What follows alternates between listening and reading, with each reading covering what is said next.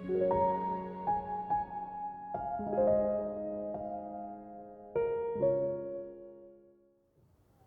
Yang Maha Kuasa berkata, persyaratan paling mendasar untuk kepercayaan manusia kepada Tuhan adalah ia memiliki hati yang jujur dan ia mengabdikan dirinya sepenuhnya dan benar-benar taat. Perkara yang paling sulit bagi manusia adalah memberikan seluruh hidupnya sebagai ganti kepercayaan yang benar. Lewat hal ini ia dapat memperoleh seluruh kebenaran dan memenuhi tugasnya sebagai ciptaan Tuhan. Hal inilah yang tidak dapat dijangkau oleh orang-orang yang gagal. Dan bahkan lebih tidak terjangkau bagi orang-orang yang tidak bisa menemukan Kristus. Karena manusia tidak cakap dalam mengabdikan seluruh dirinya kepada Tuhan. Karena manusia tidak bersedia melakukan tugasnya kepada Sang Pencipta. Karena manusia sudah melihat kebenaran tetapi menghindarinya dan menempuh jalannya sendiri. Karena manusia selalu berusaha mengikuti jalan orang-orang yang sudah gagal. Karena manusia selalu menentang surga. Dengan demikian, manusia selalu gagal, selalu terjebak dalam tipu daya iblis dan terjerat dalam jeratnya sendiri. Tugas adalah pekerjaan yang dipercayakan Tuhan kepada manusia. Tugas adalah misi yang harus manusia laksanakan. Namun sebuah tugas tentu saja bukan bisnis yang engkau kelola secara pribadi. Juga bukan merupakan suatu pendukung untuk membuatmu menonjol di tengah kerumunan. Ada yang menggunakan tugas sebagai kesempatan untuk terlibat dalam manajemen mereka sendiri. Ada yang ingin memuaskan keinginan. Beberapa untuk mengisi kekosongan yang mereka rasakan di dalam hati mereka, dan beberapa untuk memuaskan mentalitas mereka yang selalu ingin mendapat keberuntungan, berpikir bahwa asalkan mereka memenuhi tugas-tugas mereka, mereka akan mendapat bagian di dalam rumah Tuhan dan di tempat tujuan indah yang Tuhan atur bagi manusia. Sikap seperti itu terhadap tugas adalah keliru. Itu memuakkan bagi Tuhan dan harus segera diselesaikan. Amin. Amin. Setelah membaca firman Tuhan ini, aku ingin mempersekutukan pengalamanku sendiri. Silakan. Pada tahun 2017, tugasku di gereja adalah menulis. Pemimpin gereja kemudian mengatur agar saudara Lin bekerja bersamaku dan menyuruhku untuk benar-benar membantunya. Kusetujui tugas ini dengan senang hati, berpikir, aku pernah mendengar saudara Lin sangat suka menulis artikel dan dia ahli dalam hal itu. Jika dia dapat memahami prinsip-prinsip dengan cepat, kami pasti akan melihat lebih banyak keberhasilan dalam pekerjaan tim kami. Pemimpin akan berpikir aku cakap dan benar-benar menghargaiku. Jadi aku harus membantunya semampuku. Aku memberi saudara Lin semua prinsip dan bahan-bahan relevan yang telah kukumpulkan untuk dia pelajari, agar dia bisa memahami semua yang perlu dia ketahui sesegera mungkin. Ketika dia dapat hambatan dalam pekerjaan, aku membantunya menganalisis alur pemikiran, memberi beberapa contoh dan poin referensi. Setelah beberapa saat, dia memahami beberapa prinsipnya, dan naskah-naskah yang dia tulis sangat jelas dan praktis. Melihatnya mengalami kemajuan begitu cepat membuatku sangat senang. Dia memahami segala sesuatu dengan begitu cepat. Kurasa dia benar-benar memiliki potensi. Iya, benar. Tim kami menjadi jauh lebih efisien dan ada banyak pekerjaanku yang dapat didelegasikan. Kupikir dengan saudara Lin berlatih sedikit lebih lama, kami akan dapat hasil yang lebih baik lagi dalam tugas kami. Iya. Suatu hari pemimpin mengatakan ada sebuah gereja yang sangat membutuhkan seseorang untuk menulis naskah. Dan karena saudara Lin cakap dalam tugas itu dan bertanggung jawab dalam pekerjaannya, dia akan berpindah gereja untuk menerima pekerjaan menulis mereka. Aku terkejut mendengar ini, berpikir, apa? Kau akan memindahkannya? Kau tidak bisa melakukan itu. Aku telah berupaya keras untuk membuatnya memahami pekerjaan itu dan memahami prinsip-prinsipnya. Dan dia baru mulai menunjukkan hasil yang menjanjikan bagi tim. Jika dia dipindah, pekerjaan kami pasti terhambat. Lalu apa yang akan orang pikirkan tentang diriku? Mereka akan mengatakan, aku tidak cakap. Aku menjadi semakin kesal ketika aku memikirkannya. Pemimpin mengatakan bahwa setelah saudara Lin dipindahkan, aku dapat melatih orang lain. Iya, benar. Aku diam saja, tapi aku menentang gagasan itu. Kau bicara seolah itu mudah. Kupikir melatih seseorang sangat mudah, butuh banyak waktu dan upaya. Selain itu, setelah saudara Lin dipindahkan, semua tanggung jawab akan jatuh padaku lagi. Begini saja sudah sangat sibuk. Dengan berkurang satu orang, pekerjaan kami pasti terhambat. Semakin kupikirkan, semakin aku menentangnya. 2 hari kemudian, pemimpin memintaku mengevaluasi saudara Lin. Kupikir, aku harus fokus pada kelemahan dan kerusakannya, bukan kualitas baiknya. Mungkin dengan begitu, pemimpin tidak akan memindahkannya. Aku merasa sedikit bersalah setelah selesai menuliskan evaluasiku. Dan bertanya-tanya apakah aku berbuat tidak jujur. Benar. Namun kemudian aku pikir, aku hanya memikirkan tentang pekerjaan tim. Jadi aku menyerahkan evaluasiku kepada pemimpin. Beberapa hari berlalu tanpa respons dari pemimpin. Dan aku mulai merasa khawatir, berpikir, mungkinkah dia belum membacanya dan tetap akan memindahkan saudara Lin? Tidak. Aku tidak boleh terlalu pasif. Aku harus memikirkan cara untuk mempertahankan saudara Lin. Kutanya pendapat saudara Lin mengenai ini. Apa pendapatmu jika aku diminta untuk menerima tugas menulis untuk gereja lain? Tanpa ragu, dia menjawab, aku akan tunduk pada pengaturan gereja. Aku bersedia pergi. Aku dengan cepat menimpali ketika bertanggung jawab untuk tugas menulis adalah penting untuk memahami prinsip-prinsip dan cakap mengerjakannya. Tanpa itu, kemajuan pekerjaan akan pasti terhambat. Aku merasa adalah lebih baik bagimu untuk melanjutkan tugasmu di sini. Di luar dugaanku, saudara Lin sama sekali tidak terpengaruh. Tapi berkata dengan percaya diri, jika kesempatan itu datang, aku bersedia pergi dan mengandalkan Tuhan. Amin. Amin. Benar. Aku merasa kecewa karena tidak mencapai tujuanku. Dan aku merasa sedikit frustasi dengannya. Suatu kali kulihat naskah yang dia kerjakan memiliki beberapa masalah, dan aku langsung memarahi dan menceramahinya. Selama masa itu, setiap memikirkan pemindahan saudara Lin, aku sangat resah. Aku tak mampu menemukan ketenangan dalam pekerjaanku dan kehilangan alur pemikiranku. Aku tak punya wawasan tentang masalah dalam pekerjaan. Aku terus merasa bingung. Aku merasa sangat tersiksa. Aku berdoa kepada Tuhan dan memohonnya membimbingku untuk mengenal diriku. Kemudian aku membaca firman Tuhan ini. Manusia seringkali tidak melakukan kebenaran. Mereka acap kali mengabaikan kebenaran. Dan mereka kerap kali hidup di dalam watak jahat yang rusak, egois dan hina, melindungi harga diri, reputasi, status, dan kepentingan pribadi mereka. Mereka belum mendapatkan kebenaran. Oleh sebab itu, engkau sangat tertekan, sangat gelisah, dan sangat terbelenggu. Apa standar yang digunakan untuk menilai perbuatan seseorang itu baik atau buruk? Itu tergantung pada apakah engkau dalam pikiran, ungkapan, dan tindakanmu memiliki kesaksian dalam mengamalkan kebenaran.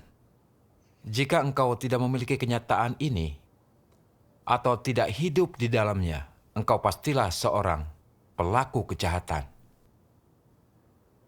Bagaimana Tuhan memandang pelaku kejahatan?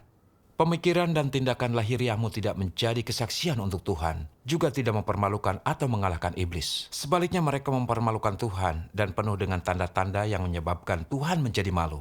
Engkau tidak bersaksi tentang Tuhan, tidak mengorbankan dirimu untuk Tuhan. Engkau juga tidak memenuhi tanggung jawab dan kewajibanmu kepada Tuhan. Sebaliknya engkau bertindak demi kepentinganmu sendiri.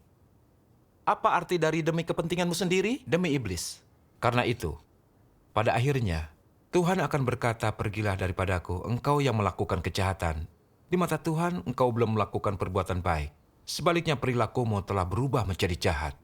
Engkau tidak akan diberi upah, Tuhan tidak akan mengingatmu. Bukankah ini sama sekali sia-sia? Amin. Amin. Amin.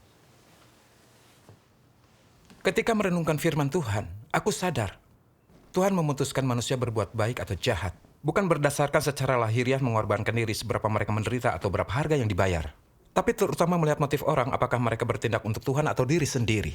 Dan apakah mereka menerapkan kebenaran. Kurenungkan keadaanku selama itu dan menyadari bahwa upayaku membantu saudara Lin untuk segera memahami prinsip-prinsip. Bukanlah demi pekerjaan gereja. Aku hanya ingin meningkatkan efisiensi tim melalui dia, sehingga aku akan terlihat baik. Ketika aku mengetahui dia akan dipindahkan, aku takut pekerjaan tim akan terhambat, bahwa reputasi dan statusku akan dirugikan. Jadi ketika menulis evaluasi, aku sengaja menyoroti kesalahan saudara Lin, mencoba memperdaya pemimpin. Aku bahkan mengatakan beberapa hal negatif agar mengurangi semangatnya untuk bertugas. Bagaimana itu disebut menerapkan kebenaran dan melakukan tugasku? Kulakukan tugas secara egois, tak memikirkan pekerjaan gereja secara keseluruhan. Hanya memikirkan hasil pekerjaan yang menjadi tanggung jawabku, apakah reputasi dan statusku akan dirugikan.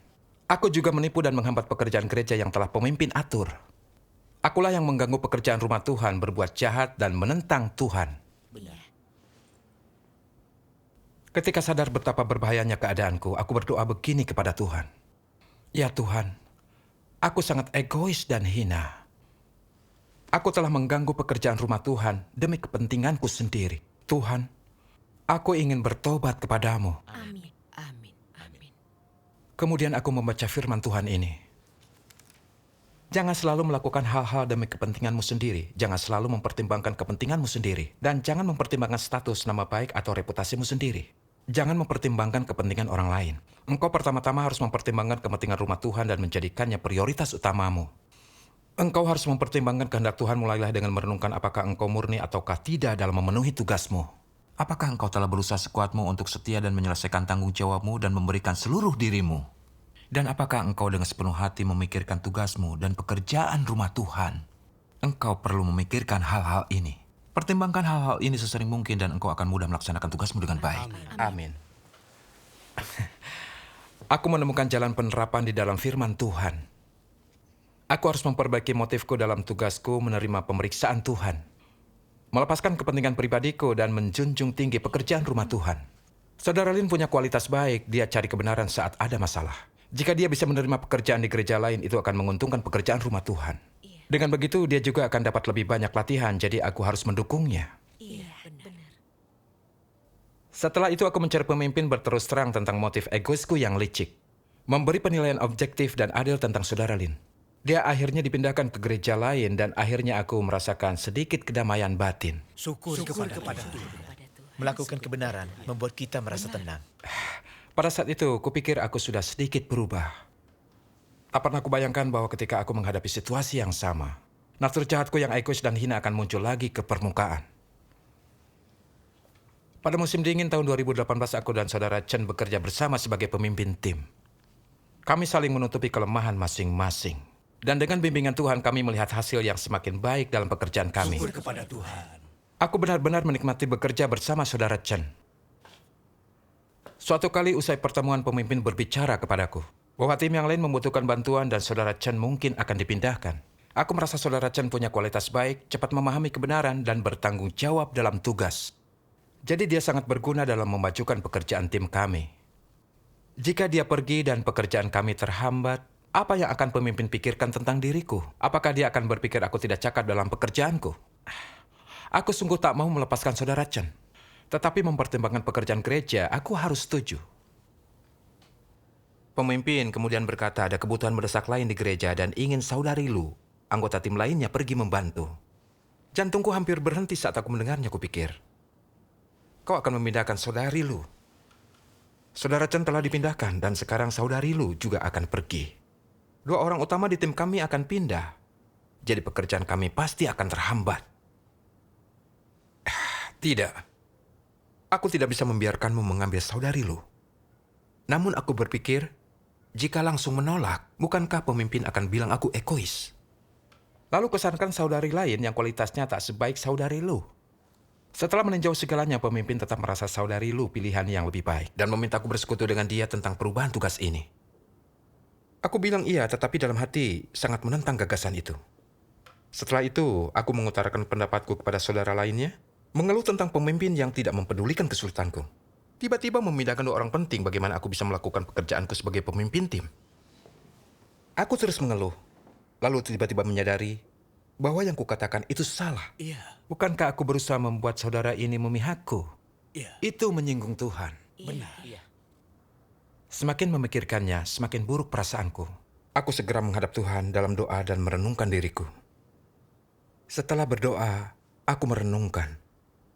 Mengapa setiap kali seseorang dalam timku akan segera dipindahkan? Aku menentangnya, mencoba segalanya untuk menghentikannya. Apa natur sesungguhnya di balik perbuatanku? Benar. Aku membaca firman Tuhan ini. Tugas adalah pekerjaan yang dipercayakan Tuhan kepada manusia. Tugas adalah misi yang harus manusia laksanakan. Namun sebuah tugas tentu saja bukan bisnis yang engkau kelola secara pribadi. Juga bukan suatu pendukung untuk membuatmu menonjol di tengah kerumunan. Ada yang menggunakan tugas sebagai kesempatan untuk terlibat dalam manajemen mereka sendiri. Ada yang ingin memuaskan keinginan. Sikap seperti itu terhadap tugas adalah keliru.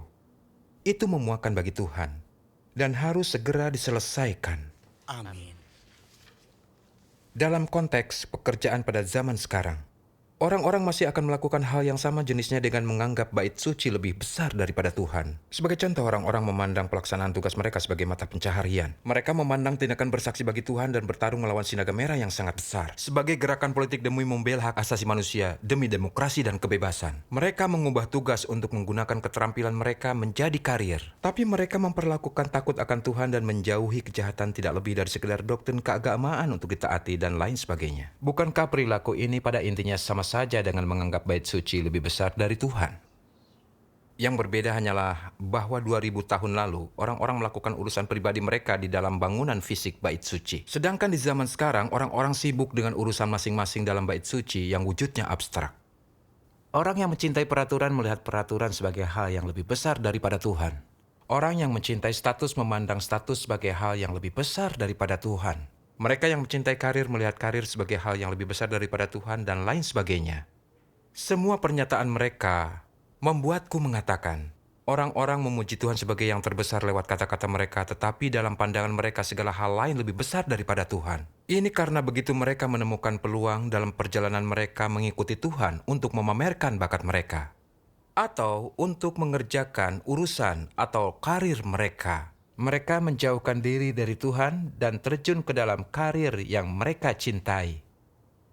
Sedangkan untuk hal yang telah dipercayakan Tuhan kepada mereka dan kehendaknya, hal-hal tersebut telah lama mereka tanggalkan. Dari skenario ini, apakah perbedaan orang-orang ini dengan mereka yang sibuk dengan urusan mereka sendiri di bait suci pada 2000 tahun yang lalu? Ketika merenungkan firman Tuhan, aku mendapatkan lebih banyak kejelasan tentang esensi tindakanku. Aku menentang dan menghalangi setiap kali pemimpin memindahkan seseorang dari timku. Terutama karena aku memperlakukan tugasku sebagai usaha pribadiku. Aku menganggap saudara-saudari itu sebagai orang yang telah kulatih. Jadi mereka harus melakukan tugas mereka dalam timku sendiri, memajukan pekerjaan dalam timku. Dan mereka seharusnya tidak dipindahkan. Dan pemikiranku sangat tidak masuk akal, sangat menggelikan. Iya. Apapun kualitas atau kelebihan yang dimiliki saudara-saudari itu, semuanya ditentukan oleh Tuhan untuk pekerjaannya sendiri. Mereka harus ditempatkan dimanapun, di rumah Tuhan, di tempat mereka dibutuhkan. Itu fakta. Benar. Namun aku berusaha untuk menahan mereka di bawah kendaliku. Membuat mereka memberikan pelayanan padaku dan bekerja bagiku. Aku menentang siapapun yang ingin memindahkan seseorang dari timku. Aku menghakimi dan mencoba membentuk kelompok di balik layar. Apa bedanya diriku dan orang-orang Farisi yang menentang Tuhan Yesus? Orang-orang Farisi melihat bait suci sebagai wilayah pengaruh mereka sendiri dan melarang orang percaya meninggalkan bait suci untuk mengikuti Tuhan Yesus. Mereka melakukan segala cara untuk mengendalikan orang percaya demi mempertahankan status dan penghasilan mereka. Dan tanpa tahu malu mengklaim orang-orang percaya adalah milik mereka. Aku menahan. Saudara-saudari di bawah kendaliku tidak ingin rumah Tuhan memindahkan mereka. Bukankah aku sedang menggunakan lingkup pengaruh untuk menentang Tuhan? Benar. Aku mengambil jalan antikristus menentang Tuhan, dan aku telah menyinggung wataknya. Dan pemikiran ini membuatku takut. Dan aku mulai membenci watak jahatku sendiri, yang hina dan egois. Aku segera berdoa kepada Tuhan dalam pertobatan. Amin. Setelah itu aku pergi bicara kepada saudari Lu tentang pemindahannya. Lalu bicara pada saudara yang kutipu, bersekutu, membedah akibat perkataanku, sehingga dia memiliki pemahaman. Akhirnya aku mendapatkan kedamaian. Syukur kepada Tuhan. Setelah saudari Lu dan saudara Chen dipindahkan, saudari Li masuk ke dalam tim. Dia punya kualitas baik dan cepat memahami sesuatu. Tidak ada penundaan dalam pekerjaan tim. Syukur kepada Tuhan. Aku mengalami bahwa melakukan tugas demi rumah Tuhan, bukan demi tujuanku sendiri, adalah cara yang benar untuk melihat berkat Tuhan. Tuhan akan mengatur orang yang tepat untuk pekerjaannya, menjunjung tinggi pekerjaannya sendiri. Amin. 3 bulan setelah itu, ketika saudari Lin kembali dari pertemuan, dia berkata gereja terdekat melakukan pekerjaan Injil dengan baik dan butuh orang untuk menyirami jemaat baru. Pemimpin menyarankan agar saudari Li pergi menerima tugas penyiraman. Aku kembali merasa tidak puas. Tapi aku segera menyadari bahwa keadaanku salah. Aku teringat masa lalu, ketika aku abaikan kepentingan rumah Tuhan dan mengejar reputasi dan statusku. Aku merasa buruk dan bersalah. Lalu firman Tuhan ini muncul di benakku. Sebuah tugas bukanlah urusan pribadimu sendiri. Dan dengan memenuhi tugas, engkau tidak sedang menguntungkan diri sendiri atau mengelola bisnis pribadimu sendiri. Di rumah Tuhan, apapun yang engkau lakukan, engkau tidak sedang mengerjakan usahamu sendiri. Itu adalah pekerjaan rumah Tuhan. Itu adalah pekerjaan Tuhan. Engkau harus terus-menerus mengingat ini dan berkata, ini bukan urusanku sendiri. Aku sedang melakukan tugasku dan memenuhi tanggung jawabku. Aku sedang melakukan pekerjaan rumah Tuhan. Ini adalah sebuah tugas yang dipercayakan Tuhan kepadaku, dan aku melakukannya untuk Dia. Ini bukan urusan pribadiku jika engkau berpikir itu adalah urusan pribadimu sendiri, dan engkau melakukannya sesuai dengan niat, prinsip, dan motifmu sendiri, maka engkau akan berada dalam masalah. Firman Tuhan membuatnya semakin jelas bahwa tugasku merupakan amanat Tuhan untukku, bukan usaha pribadiku. Aku tidak boleh bertindak sesuka hati demi kepentinganku sendiri. Benar. Aku harus memikirkan kepentingan rumah Tuhan, mencari kebenaran, dan melakukan tuntutan Tuhan. Ini sikap dan nalar yang harus dimiliki makhluk ciptaan dalam tugasnya. Amin. Syukur kepada Tuhan. Dulu aku selalu memikirkan kepentinganku sendiri. Banyak melakukan hal yang merusak kepentingan rumah Tuhan dan menentang Tuhan. Aku tidak boleh hidup seperti itu lagi. Harus menyangkal keinginan egoisku dan menerapkan kebenaran. Amin. Dengan pemikiran ini, aku merasa sangat lega. Aku berkata pada saudari Lin, pemimpin mengatur ini demi menguntungkan pekerjaan rumah Tuhan. Kita harus segera bicara dengan saudari Li tentang perubahan tugasnya ini. Kita tidak boleh menghambat pekerjaan rumah Tuhan. Amin. Syukur kepada Tuhan. Belajar melepaskan kepentinganku sendiri dalam tugasku memikirkan pekerjaan rumah Tuhan. Mengetahui posisiku dan memiliki sedikit hati nurani dan nalar. Semuanya berasal dari mengalami penghakiman dan hajaran firman Tuhan. Amin. Syukur Syukur kepada Tuhan. Persekutuan ini Ini benar-benar bermanfaat.